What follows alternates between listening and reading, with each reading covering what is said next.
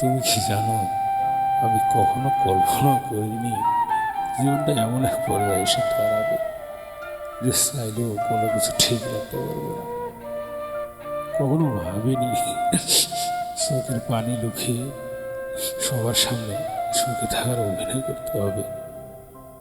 Family problem, একাকিত্বতা, বিশ্বাসহীনতা, আর সবচেয়ে বড় তোমার শূন্যতা।